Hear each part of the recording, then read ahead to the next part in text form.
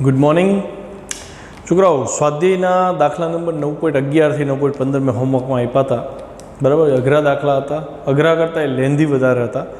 तो 11मो दाखलो है, रकम जो एनी 11मा दाखला में कीधुं छे कि 2 सेंटीमीटर केंद्र लंबाईनो एक ऑब्जेक्टिव है, 6.25 सेंटीमीटर केंद्र लंबाईनो एक आईपीस है, आवुं एक संयुक्त माइक्रोस्कोप है।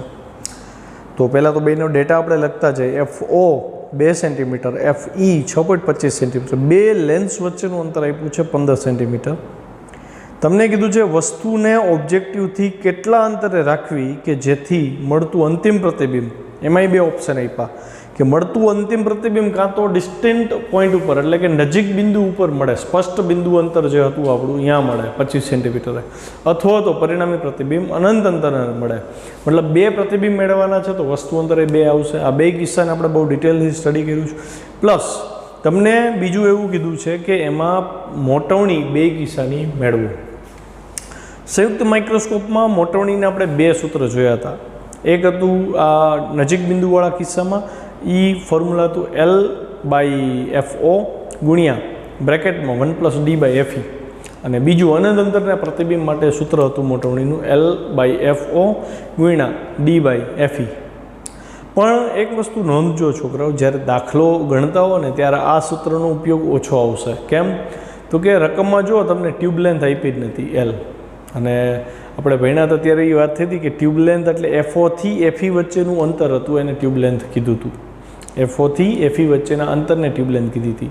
મતલબ આ ટ્યુબ લેન્થ નથી આપી તો તમને એ સૂત્ર યુટિલાઇઝ કરી શકતા નથી અને ટ્યુબ લેન્થનું બીજું કોઈ ફોર્મ્યુલા નથી કે તમે એનાથી L શોધી શકો। તો આવા કિસ્સામાં તમારે સૈદ્ધાંતિક રીત જે હતી એ મોટવણી શોધવાની કે M બરાબર 2 લેન્સનું સંયોજન હોય તો 2ની વ્યક્તિગત મોટવણીનો ગુણાકાર કરવો, એ રીતે તમારે આગળ વધવાનું થશે। હા, આઈપીસ છે એ તો સાદા માઇક્રોસ્કોપની જેમ વર્તે એટલે એની મોટવણી ફિક્સ રહેશે। અનંત અંતર હોય તો D/F અને ડિસ્ટન્ટ પોઈન્ટ ઉપર D બિંદુ ઉપર હોય, નજીક બિંદુ ઉપર તો 1+D/F એની મોટવણી ફિક્સ રહેશે ગમે એ કિસ્સામાં। ઓબ્જેક્ટિવની મોટવણી કેમ મેળવવી? L/FO તો તમે એપ્લાય નહીં કરી શકો કેમ કે L નથી તમારી પાસે। તો અહીંયા હું એવું સજેશન આપું કે આપણું જે સાદા લેન્સની મોટવણીનું સૂત્ર હતું ને V/U એ યુટિલાઇઝ કરી અને એની વેલ્યુ ફાઇન્ડ કરીને પછી પરિણામી મોટવણી શોધી શકીએ। ચલો રકમ સમજી લઈ। એના માટે મેં એક બહુ સાદા સંયુક્ત માઇક્રોસ્કોપનો એક સાદો ડાયાગ્રામ ડ્રો કરી દીધો છે। આ ઓબ્જેક્ટિવ છે, આ આઈપીસ છે। તમને કીધું છે વસ્તુને ક્યાં મૂકવી કે જેથી પરિણામી પ્રતિબિંબ આવડવા એ કાં તો D જેટલા અંતરે રચાય, અહીંથી આ અંતર D હોવું જોઈએ 25 સેન્ટીમીટર, અને કાં તો આ પ્રતિબિંબ અનંત અંતરે હોય।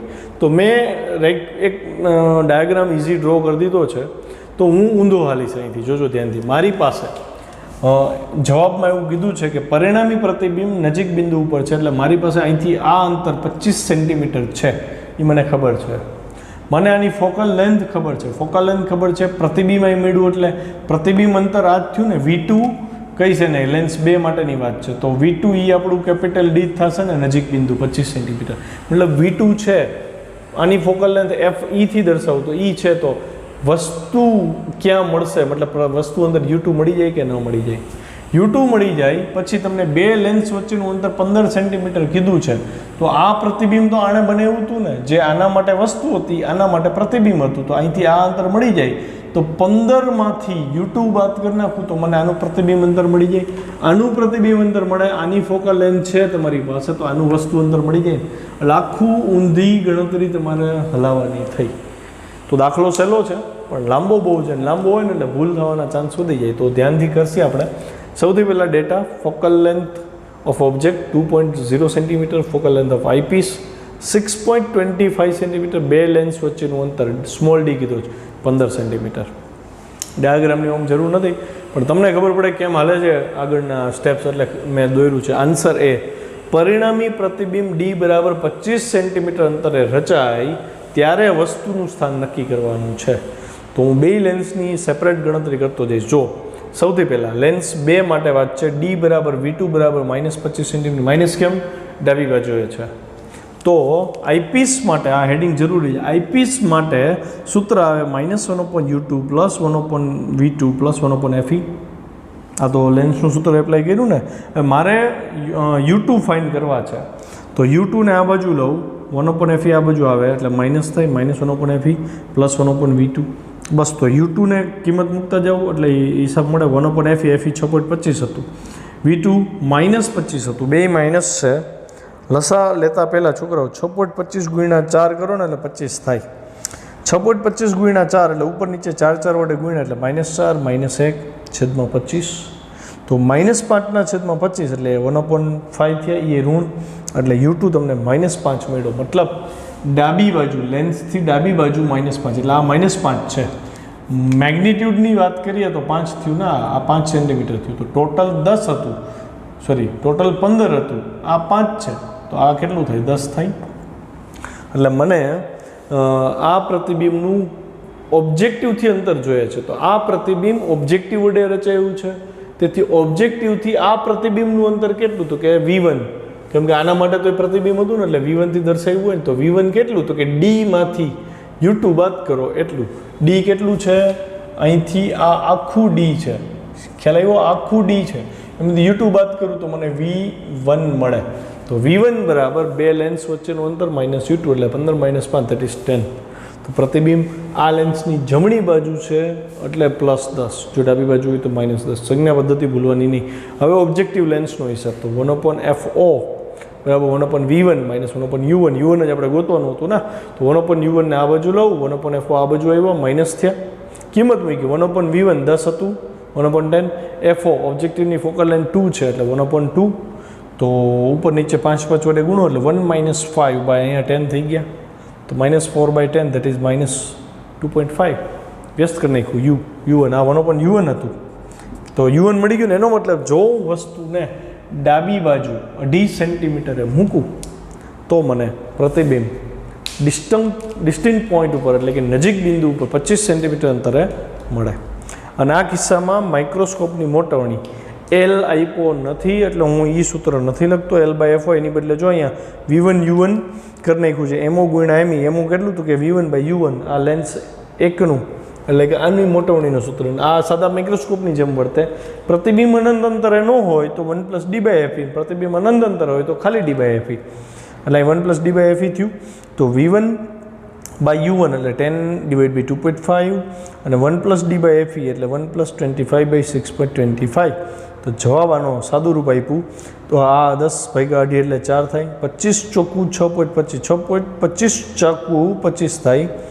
તો અહીંયા 4 હોય એટલે 4 + 1 5, 5 × 4 that is 20. મેગ્નિફિકેશન કેટલું મળ્યું? 20 ડિગ્રીનું મળ્યું. હવે બીજો કિસ્સો એવો હતો કે આ પ્રતિબિંબ ધારો કે અનંત અંતરે, તો V2 બરાબર અનંત. પાછા બધા સ્ટેપ ફોલો કરવાના છે, તો મેં જો અહીં કર્યા છે. પરિણામી પ્રતિબિંબ અનંત અંતરે હોય તો V2 અનંત થાય. આઈપીસ માટે વસ્તુ અંતર U2 કેટલું એ શોધી આવડે. તો પહેલાં ફરીથી હું આ જ લેન્સનો હિસાબ કરીશ. 1/FE બરાબર 1/V2 -1/U2. તો 1/U2 ને કરતાં બનાવ્યો 1/V2, 1/FE આ બાજુ લીધા એટલે -1/FE થયા. હવે V2 તો આપણો અનંત હતો ને એટલે 1/∞FE. આઈપીસની ફોકલ લેન્થ કેટલી હતી? 6.25 અને માઇનસ છે એ -1/6.25. તો આ તો 0 થઈ જાય છોકરા. 1/∞ એટલે 0. તો 1/U2 બરાબર -1/6.25. તો U2 બરાબર ઋણમાં 6.25 સેન્ટીમીટર થયા કે નહીં? તો એનો મતલબ હવે આ અંતર જે 5 મળ્યું તો આ કિસ્સામાં એ થોડુંક ચેન્જ થઈને આવ્યું 6.25. તો કુલ અંતર કેટલું હતું? 15. એમાંથી 6.25 બાદ થાય તો મને આ અંતર એટલે કે V1 મળે ને. તો આ પ્રતિબિંબ ઓબ્જેક્ટિવ વડે રચાયું છે. તો ઓબ્જેક્ટિવ માટે પ્રતિબિંબ અંતર ખરેખર ઓબ્જેક્ટિવ માટે નહીં, આઈપીસ માટે આવે ને. આઈપીસ માટે પ્રતિબિંબ અંતર એટલે V1 બરાબર D - U2. D આપણો 15 હતો, 15 માંથી 6.25 બાદ કરે, 15 માંથી 6 જાય 9, 9 માંથી 0.25 એટલે 8.75. કિંમત મૂકી. હવે U1 આપણે શોધવું છે. 1/FO = 1/V1 -1/U1. અહીંયા લખવું પડે આઈપીસ માટે હિસાબ, બરાબર. તો આઈપીસનો હિસાબ 1/U1 ને કરતાં બનાવ્યો એટલે 1/V1 -1/FO. આ આઈપીસ છે. આઈપીસ નહીં, સોરી, ઓબ્જેક્ટિવ જ આવે. સાચું જ હતું આ.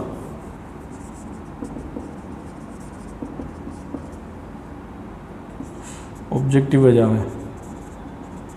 હા, તો તો 1/v1 માઇનસ 1/u1 એટલે 1/v1 માઇનસ 1/fo.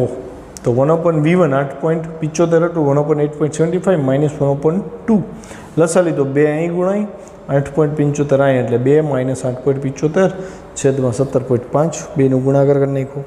તો u1 એટલે 17.5 ભાગ્યા 6.75 જવાબ એવો 2.59 એટલે 2.6 જેવું થયું ઓલમોસ્ટ. તો તમે એક વસ્તુ જુઓ અહીંયા u1 2.6 સમથિંગ આવે છે, અહીંયા 2.5 જેવું આવે છે, તો બહુ ઝાઝો ફરક નથી પડ્યો. ઓકે, મોટવણી ફરીથી L/FO વાળું ફોર્મ્યુલા નહીં લઈ, L નથી એટલે v1/u1 ગુણ્યા d/fe. અહીં d/fe કેમ થયા તો કે પ્રતિબિંબ અનંત અંતરે હોય ને ત્યારે સાદા માઇક્રોસ્કોપની મોટવણી 1 જેટલી ઘટી જાય. યાદ આવ્યું? થિયરી યાદ આવી એટલે d/fe. બસ કિંમત મૂકી તો જવાબ જો 13.51 એવું. કેટલો બધો ફરક પડી ગયો. આની મોટવણી 20 છે, આની મોટવણી 13.5 આવી. તો આ દાખલા અહીંયા 9.11 પૂરો.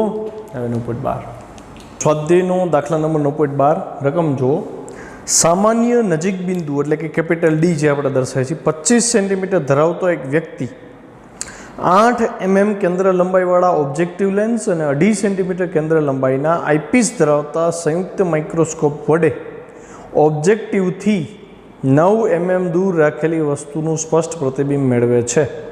તો બંને લેન્સ વચ્ચેનું અંતર શોધો અને માઇક્રોસ્કોપની મોટવણી શોધો. હું રફ ડાયાગ્રામ ડ્રો કરી લઉં. જોજો, આ આઈપીસ ઓબ્જેક્ટિવ, આ આઈપીસ માઇક્રોસ્કોપ છે એટલે આઈપીસ મોટો હોય, બરાબર છે.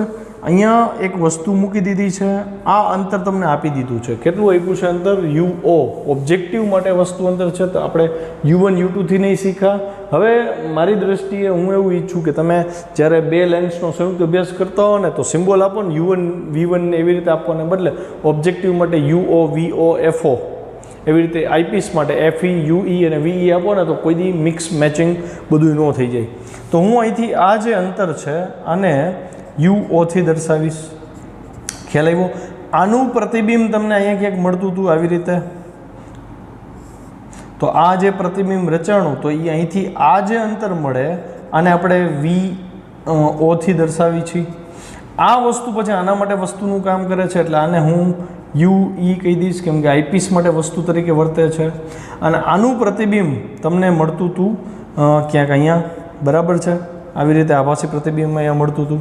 તો અહીંથી આ જે અંતર છે છોકરા એને હું VE કહી દઈશ, પ્રતિબિંબ અંતર આઈપીસ માટે. અને નજીક બિંદુ 25 સેન્ટીમીટર હોય એવું એક વ્યક્તિ એને ઓબ્ઝર્વ કરે છે એટલે એને આ અંતર D બરાબર 25 સેન્ટીમીટર દેખાશે. તો આ કંઈક ક્વેશ્ચન આ મુજબનો થયો કે ભાઈ 25 સેન્ટીમીટર નજીક બિંદુ ધરાવતો એક સામાન્ય વિઝનવાળો વ્યક્તિ, આની ફોકલ લેન્થ આપી દીધી છે FO 0.8 સેન્ટીમીટર છે, આની ફોકલ લેન્થ કંઈક 2.5 સેન્ટીમીટર છે. બેની ફોકલ લેન્થ આપી દીધી છે તો તમને કીધું છે કે પ્રતિબિંબ એને અહીંયા 25 સેન્ટીમીટર મળે છે. આનું વસ્તુ અંતર આપી દીધું છે તો બે લેન્સ વચ્ચેનું અંતર શોધો. તો છોકરો એક વસ્તુ તો ક્લિયર થાય ને કે અહીંથી આ અંતર VO છે, અહીંથી આ અંતર UE છે. જો હું આ બેને ગોતી લઉં, બેનો સરવાળો કરું તો મને બે લેન્સ વચ્ચેનું અંતર મળે. તો આ લેન્સ માટે પ્રતિબિંબ મારી પાસે છે, વસ્તુ અંતર મને મળી જાય ને ફોકલ લેન્થ થઈ છે. તો હું આના માટે 1/FE બરાબર 1/VE માઇનસ 1/UE સૂત્રનો ઉપયોગ કરી UE શોધી લઈશ. ત્યારબાદ UE મળી ગયું નંબર 1. હવે ઓબ્જેક્ટિવ લેન્સ માટે મારી પાસે વસ્તુ અંતર છે UO, ફોકલ લેન્થ છે VO. જોઈએ તો સૂત્ર ફરીથી 1/FO બરાબર 1/VO માઇનસ 1/UO કરીશ તો મને 1/VO મળી જશે. પછી કહીશ કે ભાઈ બે લેન્સ વચ્ચેનું અંતર D બરાબર VO પ્લસ UE. અને આ બેને ત્યારે માનાંક કરવાના ભૂલવાના નહીં. માનાંક કરવાથી શું થાય તો કે આ ઋણ હશે ને આ ધન હશે. તમે VO અને UEની કિંમત મૂકો ને તો કિંમત ઘટી જશે. ખરેખર તમે અંતર શોધો છો, અંતર એટલે અહીંયા સંજ્ઞા પદ્ધતિનો આ બેના આંકડા જ ધ્યાનમાં લેવાના થાય. પછી મોટવણી કીધું છે તો પહેલો લેન્સ આ છે. તો આ લેન્સ માટે જો પ્રતિબિંબ અંતર તમારી પાસે હશે, વસ્તુ અંતર હશે એટલે અહીંયા પણ L/FO ફોર્મ્યુલા નહીં લઈ કેમ કે L નથી આપ્યો, આપણને ટ્યુબ લેન્થ આપી નથી. તો હું અહીંયા VO છેદમાં UO કરું એટલે પહેલા લેન્સની મોટવણી મળે અને આનું પ્રતિબિંબ તમને D જેટલા અંતર મળે છે એટલે આની મોટવણી સાદા માઇક્રોસ્કોપની મોટવણી 1 + D/FE આવશે અને પછી બેનો ગુણાકાર કરી નાખજો એટલે થઈ જશે. ચલો દાખલો ગણાવી દો આખો. ઓબ્જેક્ટિવ લેન્સ માટે કીધું છે FO 8 mm છે, 8 mm છે સેન્ટીમીટરમાં ફેરવા 0.8 સેન્ટીમીટર. આઈપીસ માટે FE 2.5 સેન્ટીમીટર છે. ઓબ્જેક્ટ લેન્સથી વસ્તુ અંતર આપી દીધું છે -9 mm, અહીંથી આ અંતર આપી દીધું છે -9 mm, મેં સેન્ટીમીટરમાં ફેરવ્યો -0.9 સેન્ટીમીટર. પછી નજીક બિંદુ આપ્યું છે D 25 સેન્ટીમીટર નજીક બિંદુ આપ્યું છે, એટલે પ્રતિબિંબ વ્યક્તિ અહીંયા જ રહીશું હોય, એટલે બીજા લેન્સ માટે એટલે કે આઈપીસ માટે પ્રતિબિંબ અંતર એ D જેટલું થાય. લેફ્ટ સાઈડ હતું એટલે -25 લીધા મેં. VE બરાબર -D થાય, ધ્યાન રાખવું અહીંયા. તો આઈપીસ માટે વસ્તુ અંતર કેટલું છે એ શોધવાનું છે. E મળી જાય UE, પછી તમારે VOE શોધવાનું છે, અને પછી બે લેન્સ વચ્ચેનું અંતર D શોધવાનું છે. તો હું પહેલાં UE શોધી લઉં છું. તો આઈપીસ માટેનું સૂત્ર 1/FE બરાબર 1/VE - 1/UE, લેન્સનું સૂત્ર જ લીધું. મારે જોઈ છે શું? UE આ જોઈ છે, તો એને કરતાં બનાવું છું. આ બાજુ લીધો પ્લસ થઈ ગયો, આ પદ આ બાજુ આવ્યું એટલે માઇનસ થયું. કિંમત 1/VE, VE આપણા માટે 25 હતું, -25 હતું એટલે માઇનસ, પછી અહીંયા -1/2.5, કેમ કે આઈપીસ માટે 2.5 સેન્ટીમીટર. ઘણીવાર ઉતાવળમાં છોકરાઓ શું થાય ખબર છે, આઈપીસની ફોકલ લેન્થની બદલે અહીંયા આપણે ઓબ્જેક્ટિવની મૂકી દેતા હોય. F1 F2 કર્યું હોય ને તો એ ભૂલ થવાની સંભાવના વધી જશે. એટલા માટે જ ક્યાંય F1 F2 આપવાને બદલે આપણે FO FE UO UE VO VE એવી રીતે જ નામ નિર્દેશન કરશે. તો હવે મને UE જોઈએ છે, તો અહીંયા લસા લઈ લઈએ આપણે છોકરાઓ. આ 2.5 છે, સ્ટેપ અમુક મનમાં કરી લેવા. તો 10 ઉપર આવે એટલે માઇનસ આ 10, I માઇનસ જ છે, -1 -10 એટલે -11, 11/25 કોમન. તો 11/25 આવ્યું, તો UE બરાબર 25/11 એવું. એ ઋણ એ ભાગાકાર તમે કરો, 11 દુ 22 થાય, 3 વિતરા 30 થયા, તો વળી 11 દુ 22 થાય, પછી પાછા 7થી ભાગાલશે એટલે 2.27 સેન્ટીમીટર થયું માઇનસમાં. તો UE મળી ગયું. હવે હું ઓબ્જેક્ટ લેન્સ માટે હિસાબ કરું તો ઓબ્જેક્ટ લેન્સ માટે પ્રતિબિંબ અંતર VO જોઈએ છે, એટલે કે આ જોઈએ છે. તો ફરીથી 1/FO બરાબર 1/VO - 1/UO.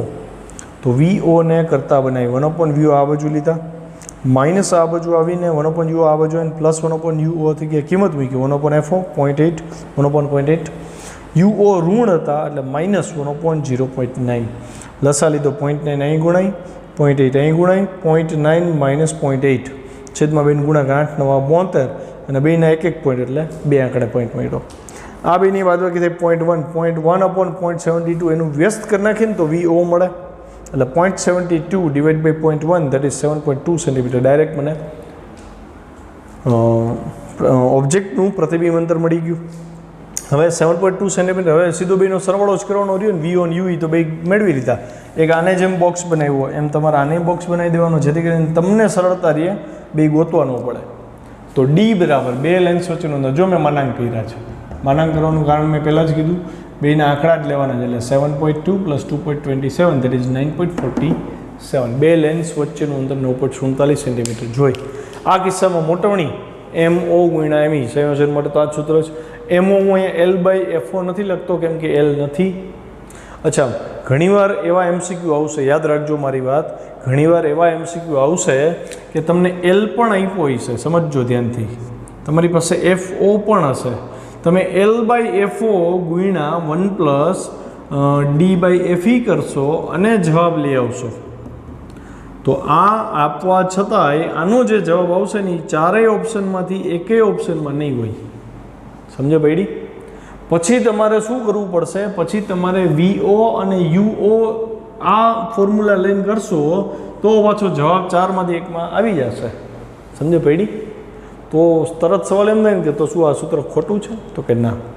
અહીંયા છોકરાઓ L છે એ ટ્યુબ લેન્થ હતી. ટ્યુબ લેન્થ શું હતી ફરીથી યાદ કરાવું, જોજો ધ્યાનથી. આ ઓબ્જેક્ટિવની ફોકસ અહીંયા છે, ધારો કે આને હું FO કહી દઉં, અને આનું ફોકસ અહીંયા છે, ધારો કે FE છે. તો મેં તમને કીધું હતું અહીંથી આ જે અંતર છે આ અંતરને L કહેવાય. ખ્યાલ આવ્યો? હવે જ્યારે સંયુક્ત માઇક્રોસ્કોપ બનાવે ને, અલગ અલગ કંપનીઓ બનાવતી હોય ને, પોતાની સગવડતા અનુસાર સારી ઇમેજ, સારું પ્રતિબિંબ મેળવી શકાય એ પ્રમાણે પોતે Lમાં ચેન્જ કરતા હોય. કોક માટે L અલગ હોય, કોક માટે L અલગ હોય, તો L અલગ અલગ હોય. જ્યારે તમે આ સૂત્ર યુટિલાઇઝ કરો છો તો આ સૂત્ર Lથી સ્વતંત્ર થઈ ગયું. ખ્યાલ આવ્યો? આ સૂત્ર Lથી સ્વતંત્ર થાય છે, એટલા માટે આનો જવાબ વધારે ચોકસાઈવાળો ગણાય. ખ્યાલ આવ્યો? હા. તમારો એલ ફિક્સ હોય, 10 અલગ અલગ માઇક્રોસ્કોપ લ્યો પણ 10 અલગ અલગ માઇક્રોસ્કોપમાં એલ સમાન હોય અને એ 10 માઇક્રોસ્કોપમાં FO અને FE સમાન હોય, તો એવા કિસ્સામાં તમને આ મોટવણી મળે અને આ મોટવણી મળે, એ બે કેવી મળે? સમાન મળે.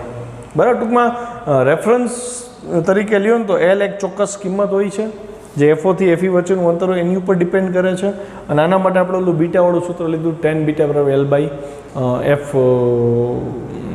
FO વાળું tan બીટા બરાબર આપણે આ તાર્યું હતું, યાદ છે? પણ એ એલ સ્પેસિફિક હોય તો જ શક્ય બને. ઘણીવાર એવું MCQ આવશે કે L બાય FO વાળી કિંમત મૂકશો ને જવાબ આવી જતો હશે. તમારે શું કરવું? જ્યારે તમને ચોખવટ કરી હોય ને કે L છે, ત્યારે તમારે પહેલાં આ સૂત્ર મૂકીને જોવું કે 4 ઓપ્શનમાંથી કંઈ મેચિંગ આવે છે. જો હા આવે છે તો લખી નાખો, બરાબર. જો આનાથી ન આવે તો પછી લાંબી ગણતરી કરી આ સૂત્ર મૂકવું જ અને જવાબ ચેક કરી લેવો. ખ્યાલ આવી ગયો? મતલબ બે સૂત્ર સાચા જ છે, પણ આ ચોક્કસ ટ્યુબ લેન્થ આપી હોય ત્યારનું સમીકરણ છે અને આ જેવા પ્રતિબિંબ મળતા હોય. અને બીજી એક વસ્તુ નોંધજો કે આમાં જે મોટવણી મળે છે ને છોકરાઓ, એ ઓલમોસ્ટ નિયરર મોટવણી હોય છે. 88 એટલે એનો મતલબ એવો નહીં સમજવું કે 88 જ હોય, બરાબર છે? કેમ કે આ જે સમીકરણ આપણે મેળવ્યું MO ગુણ્યા ME, આ બે સંપર્કમાં રહેલા લેન્સ માટેનું સમીકરણ હતું, અને તમે અહીં જોઈ શકો કે આ જે બે લેન્સ છે એ એકચ્યુઅલી સંપર્કમાં છે જ નહીં. તો આ સૂત્ર ખરેખર સંપર્કમાં રહેલા લેન્સ માટેનું છે. અહીંયા આ બે સંપૂર્ણ સંપર્કમાં નથી, એટલે તમને ઓલમોસ્ટ આટલી મોટવણી મળે એવું તમે જજમેન્ટ લઈ શકો છો. ખ્યાલ આવ્યો? એટલે ક્યારે એક્યુરેટ જવાબ આમાં આવશે નહીં. ચલો હવે દાખલા નંબર 13માં આગળ વધો.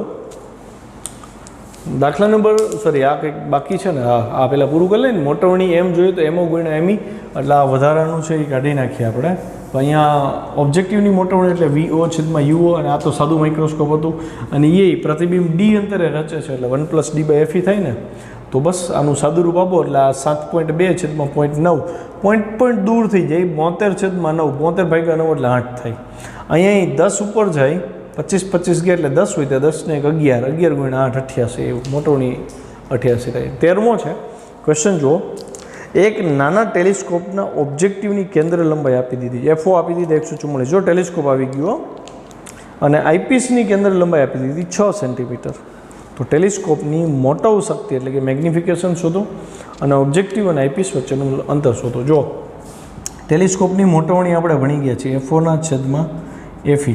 હજી એક વસ્તુ મારે રિવાઇઝ કરાવી છે, જેમ આઈપીસની કેન્દ્ર લંબાઈ નાની એમ મોટવણી વધુ આવે, અને જેમ ઓબ્જેક્ટિવની કેન્દ્ર લંબાઈ મોટી એમ મોટવણી વધુ આવે. અને એવું મેં કીધું હતું કે ઓબ્જેક્ટિવનો વ્યાસ પણ મોટો રાખવો.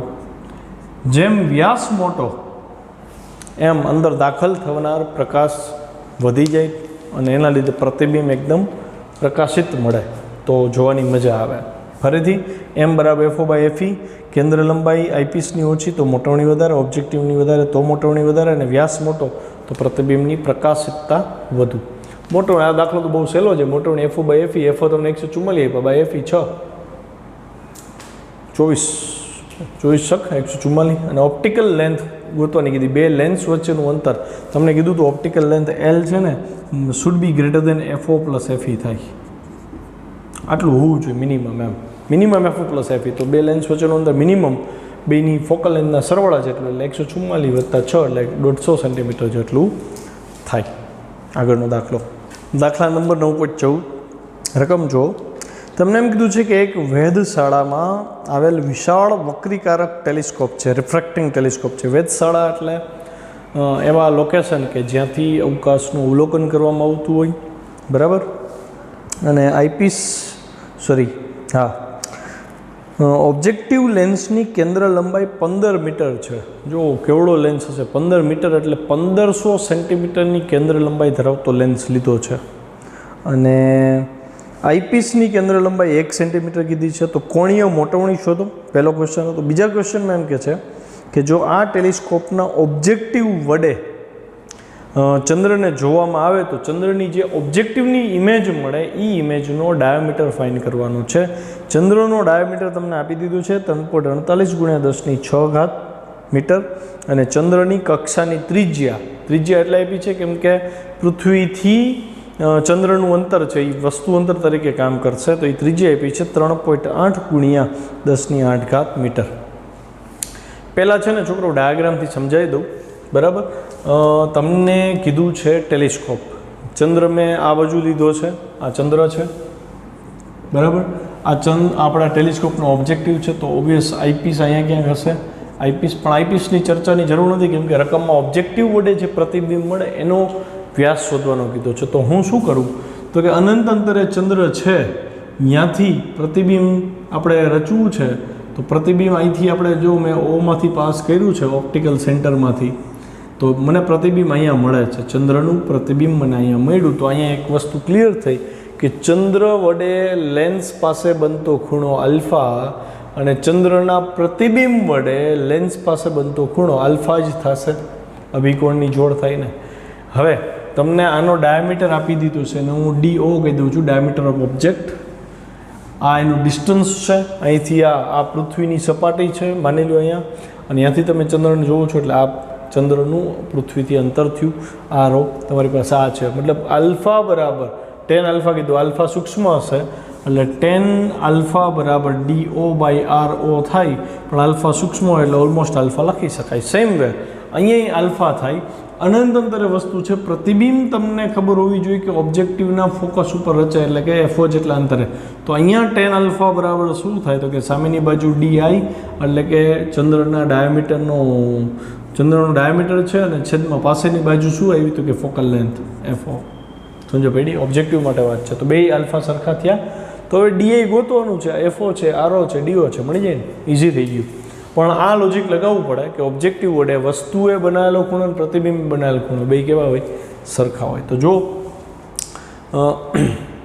હવે માઇક્રોસ્કોપની કોણીય મોટવણી પૂછી છે. તો પહેલાં કોણીય મોટવણી શોધેલી. કોણીય મોટવણી, રેખીય મોટવણી સૂત્ર તો એક જ આવે છે. અહીંયા ખરેખર β/α આવે. પરિણામી પ્રતિબિંબ એટલે કે અહીંયા આના લીધે જે પ્રતિબિંબ રચાશે અહીંયા તરફ, બરાબર, એ પ્રતિબિંબ અને આલ્ફા એટલે આ પ્રતિબિંબે બનાવેલો ખૂણો, વસ્તુએ બનાવેલો ખૂણો, આના ગુણોત્તરને આપણે કોણીય મોટવણી કહી. પણ આપણે આના બરાબર જ આ સાબિત કર્યું હતું FO/FE. કેવી રીતે એ ફરીથી એકવાર જોઈ લેજો. તો FO 15 મીટર હતું, મેં સેન્ટીમીટરમાં ફેરવા, અને આ 1 સેન્ટીમીટર હતું. 2 સેન્ટીમીટરમાં હોવા જોઈએ એટલે 1500 મતલબ ચંદ્ર 1500 ગણો મોટો દેખાય જો એ ટેલિસ્કોપનો યુઝ કર્યો હોય તો. પછી ચંદ્રનો વ્યાસ આપ્યો છે 3.48 × 10⁶. ચંદ્રની કક્ષાની ત્રિજ્યા છે 3.8 × 10⁸ મીટર. તો અહીંયા એક ચંદ્રના પ્રતિબિંબનો વ્યાસ, પ્રતિબિંબ છે એટલે ડાયામીટર ઓફ ઇમેજ ફાઇન્ડ કરવાની છે. ચંદ્ર વડે બનતો ખૂણો બરાબર પ્રતિબિંબ વડે બનતો ખૂણો. અહીં લખવું પડે ઓબ્જેક્ટિવ લેન્સ માટે. બાકી તો આઈપીસ હોત તો બે ખૂણા અલગ અલગ હોત, બીટા અને આલ્ફા. તો બે ખૂણા સરખા એટલે જેને ડાયરેક્ટ આ ન ખબર પડે ને એ વચ્ચે આ સ્ટેપને એડ કરી શકો છો કે tan આલ્ફા બરાબર DO/RO, tan આલ્ફા બરાબર DI/FO માટે બે સરખા થયા. બે સરખા થયા, ડીઆઈને કરતાં બનાવેલી તો DO × FO છે અને RO. હવે DO અને RO બે મીટરમાં છે, FO સેન્ટીમીટરમાં ન લખાય, અહીંયા પાછા 15 જ લેવા પડે. 1500 કરો તો ખોટું પડી જાય. 3.48 × 10⁶ × 15 ભાગ્યા 3.8 × 10⁸. સાદું રૂપ આપવાનું તો 13.74 × 10⁻² મીટર મળ્યું. અહીંયા D બરાબર 13.74 સેન્ટીમીટર મળ્યું. આના ઉપરથી એક જજમેન્ટ એ રહે કે ટેલિસ્કોપમાં મળતું પરિણામી પ્રતિબિંબ છે એ વસ્તુ કરતાં નાનું જોવા મળે છે. રેડી? ચાલો અહીં પૂરું કરીએ.